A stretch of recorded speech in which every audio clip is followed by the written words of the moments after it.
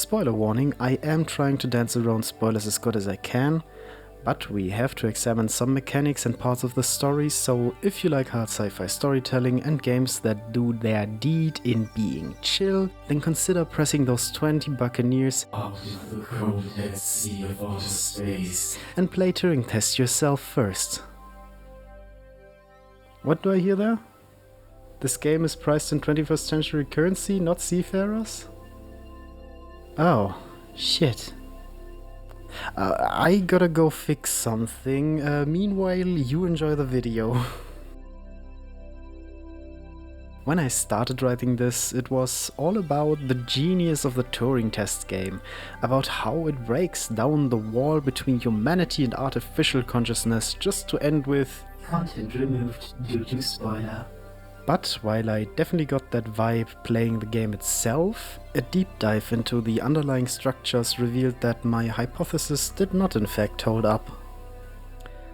So instead of telling you all about the genius of the Turing Test, I'll do what every other journalist and TED Talker seems to love most, telling you my experience with it. Don't worry, I'll hide it a bit better than them. The Turing Test is a story-focused first-person puzzle game in which you interact with test chambers using your hands and a suspiciously gun-looking object. Which, tangent 1, is already enough for some people to discount it as Portal clone. But while its surface-level aesthetic mimics that of Portal closely, anything beneath that either tries to iterate on or diverge from similar games to work within its own framework. Which, by the by, is what my game development lecturer told me is standard procedure, so yeah, looking like a Portal clone don't really matter on an artistic perspective. The first mechanic it introduces you to are these cubes, or more accurately the energy balls in there, which will power cables and activate any connected machines such as doors or pistons. This idea of powering systems with distinct on and off states is basically the core of the mechanics loop of Turing Test, and that is amazing, which might hit you as bewildering coming from my mouth. But see, this game frames its rooms as Turing Tests. And as you most certainly know, Turing tests are meant to discern between human and distinct state machine. So, basing these Turing tests on observing and interacting with distinct state machines might seem counterproductive. After all, someone thinking more closely to how the test thinks will likely get a more productive answer.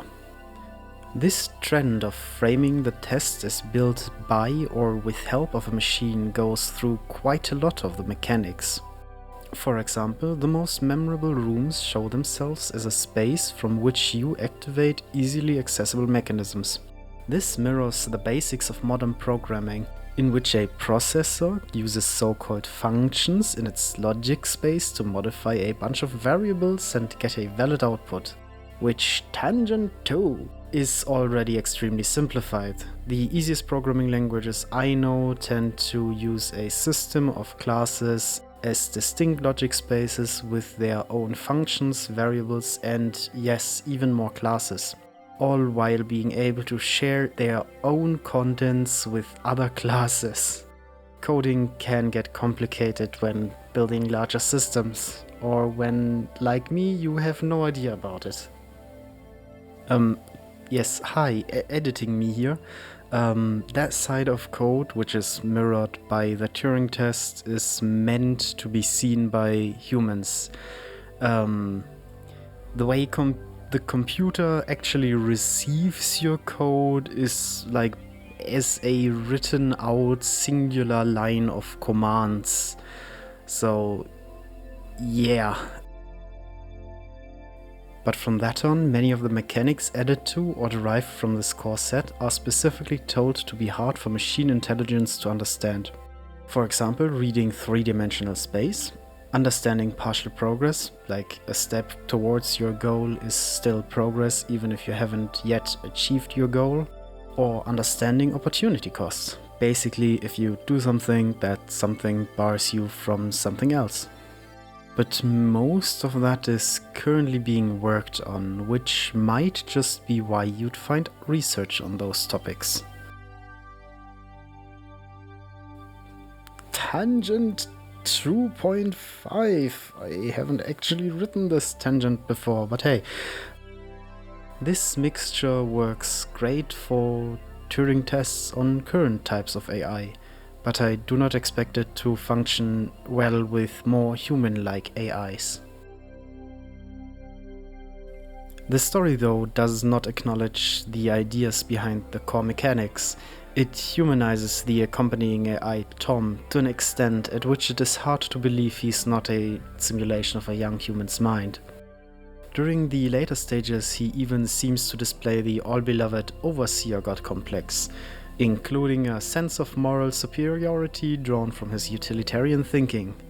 Where he fails, though, is to see the possibility of cooperation, which carries through the game and seems to stain the ending for me rather harshly, as he opts to minimize suffering instead of re-evaluating his environment and offering other solutions. I might just have learned something. Or not. What the story seems to acknowledge, though, is the idea of complexity through system depth, i.e. complexity of a system stemming from its interactions between its own parts. As not only the rooms become increasingly complex while trying not to introduce new mechanics, but also the story and your choice becoming more complex as the standpoints of all acting characters are explained before you have to take all of them into consideration in the closing choice of the game. Tangent 3. I know many people use complexity as the number of parallel features ever since Extra Credit made that one video. But I understand complexity as the number of different ways something can play out, which would make complexity not a dimension of parallel choices or systems standing roughly 90 degrees to depth, as they had explained it, but the area spanned open by the depth of your choices multiplied by the width of your choices. Okay, thanks, continue. However, this idea of complexity from depth does not at all reflect in the bonus rooms, which seem to vary in construction and goals, sometimes using particularly machine-focused systems like this one, directly using Boolean logic symbols to indicate keycodes? Or human-focused systems like being the only room in which you have to walk slowly? But they all incorporate some new concept or mechanic which is not used in any other part of the game. Interestingly enough, for someone very story-focused like me though, the places these bonus rooms lead to can almost always be interpreted as either some part of the story structure or at least exposition. For example, some of the earlier rooms offer foreshadowing, while many of the later ones show what the ground team has been working on recently. Unsurprisingly, Turing tests. Who would have guessed? This discrepancy between core game and bonus levels could be interpreted as conscious choice, but as the other aspects of the game create their own themes at a deeper inspection, I have to conclude that it was one of the great ideas held by a part of the team, but not followed through by everyone. Or alternatively, just me seeing patterns that aren't there. Though I think all of this is still symptomatic of not following a singular narrative theme to the core. As see, this entire time we looked at the Turing test with an incredibly coarse level of detail, and at those levels of detail the story actually shines like gold. Down to the story structure being literally textbook. Like, no, literally. What you're seeing on the screen now is a textbook tension curve for stories with a midpoint twist. You'll see the tension rises up to the twist, is slightly relieved as the twist completely changes the story and then starts rising again as this new story devolves. Additionally to that, the characters seem to be prepared beforehand to keep their reactions natural. They have a surface level characterization and persona, even saved and accessible in the game. Even the world outside is constructed to the point where Tom can talk about a similar station on Mars. And normally when doing this much work to prepare a story, you'd mark down a single unionizing theme as well, an idea you want to convey with your story, or at least with parts of the story, just to keep a red thread. Take for example George R.R. Martin's My notes say Gay of Thrones. Well, fuck it, it's Gay of Thrones now.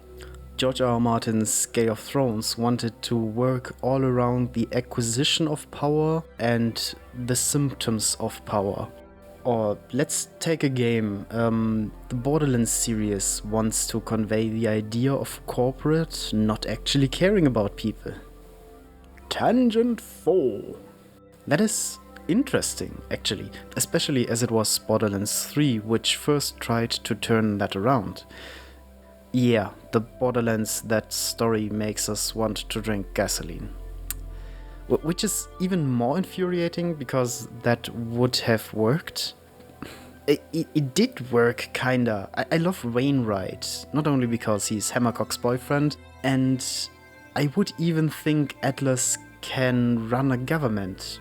Not for eternity, they'll go back to running their planet into the ground as soon as my mustache mister is out, but turning your theme on the head is a common trope in stories with a twist.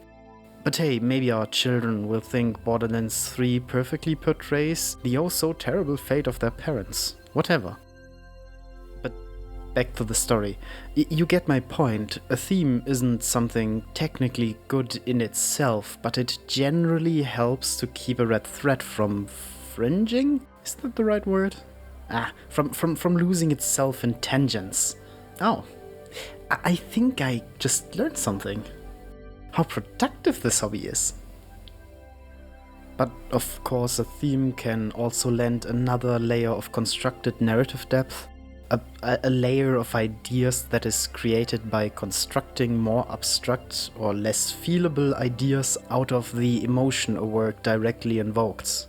So stuff like if, for example, George R.R. Martin made Game of Thrones end with the death of all of our favorite good guy characters, making us feel rather cheated, the theme behind that decision would be that good guys die when it's all about power. Or a bit deeper, if multiple character arcs hold the aforementioned theme of morally good doesn't lead to success, and that is turned by introducing a cultural idea or a new tool like, let's just say magic, or dragons for that matter, that would spell the idea that said tool or idea lends legitimacy to the just. Or let's try to go even deeper.